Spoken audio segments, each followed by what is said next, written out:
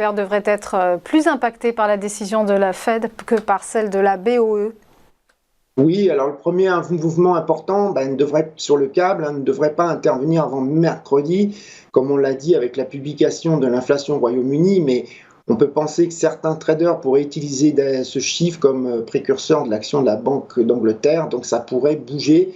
Enfin, tout dépend de la sortie de le chiffre, hein, s'il est vraiment surprenant, hein. Pour la fin de semaine, en fait, le risque semble plutôt être à la baisse pour le câble, hein, surtout si la Banque d'Angleterre décide de ne pas monter son taux directeur, hein. Mais voilà, donc comme vous l'avez dit, l'évolution de la paire sur le risque bien dépend plutôt de la décision de la Fed que celle de la Banque d'Angleterre pour laquelle on n'attend plus grand-chose.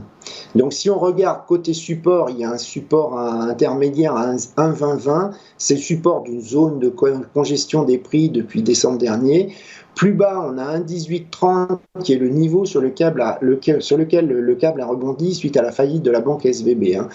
Côté résistance, on en a eu une à 1,2325 qui a été visitée en décembre et en janvier dernier, mais le vrai niveau pour redevenir franchement haussier semble être 1,2410.